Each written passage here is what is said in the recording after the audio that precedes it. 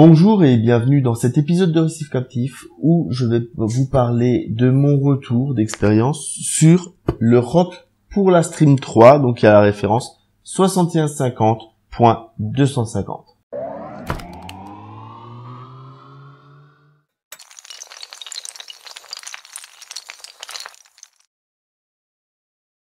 Certains l'ont vu sur les réseaux sociaux.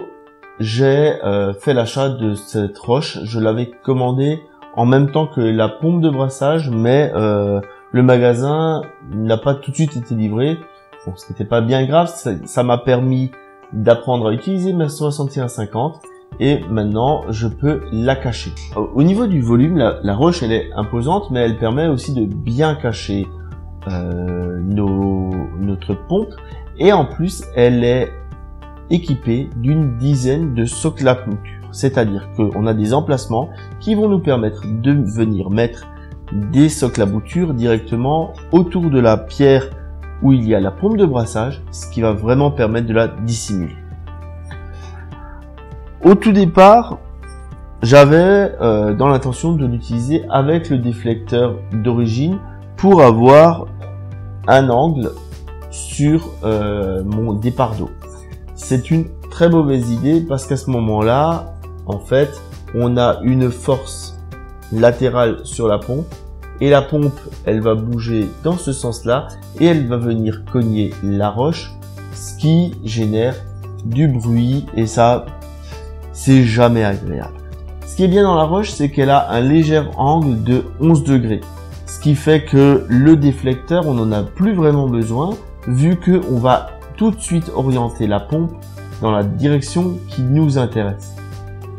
Et résultat des courses, elle est moins grande, moins visible, et on n'a plus que ces 5 petits centimètres là de visible, et franchement c'est pas grand chose. En plus ils sont bleus, donc si vous la mettez vers le fond, vous ne verrez plus la pompe. Et qu'on va pouvoir sortir la pompe sans retirer la pierre. Ce qui était un des inconvénients des roches précédentes, telles que celle que j'ai pour ma 6105, où il fallait sortir la roche et la pompe pour ensuite faire la maintenance de pompe. Là, je peux directement venir sortir la pompe de la roche, faire ma maintenance et ensuite la remettre en place. Ça, c'est vraiment un confort pour la maintenance qui est important. En plus, visuellement parlant, donc c'est de l'aquaroche. Là, on la voit parce qu'elle est bien blanche, elle n'est pas encore colonisée, mais très rapidement, elle va prendre les mêmes couleurs que mes autres aquaroches et ça va se fondre totalement dans le décor. Pour l'instant, elle est là devant, c'est parce que, si je vous la cache derrière, j'aurais du mal à vous la montrer. En plus, il va falloir que je refasse mon décor pour vraiment la dissimuler, donc c'est pas pour tout de suite. Pour l'instant, je la laisse devant, ce qui va me permettre de voir, suivre son évolution et tout ça. Et au prochain changement de décor, on verra plus la pompe. L'idée derrière tout ça, c'est que j'ai aussi envie de changer ma deuxième pompe parce que le silence ici, il est préservé par la roche. Donc, c'est un confort phénoménal au niveau familial. On n'a pas des bruits et autres de vibrations comme ce fut le cas avec dans d'autres pompes. Donc là, véritablement, l'envie de changer la deuxième pompe de brassage, elle est là. Il me manque encore un petit peu le budget, mais ça arrivera. Ça arrivera. Toujours est-il que je suis très satisfait de cette acquisition, que je la recommande si vous avez de la place au sol pour la roche. Il faut vraiment prendre en compte ce volume et ensuite l'intégrer au concept général de votre décor. Ce qui aujourd'hui n'est pas encore fait chez moi parce que le décor, il faut encore que je travaille dessus. Bien entendu, une fois dans la roche, tous les modes que permet la pompe de brassage restent opérationnels.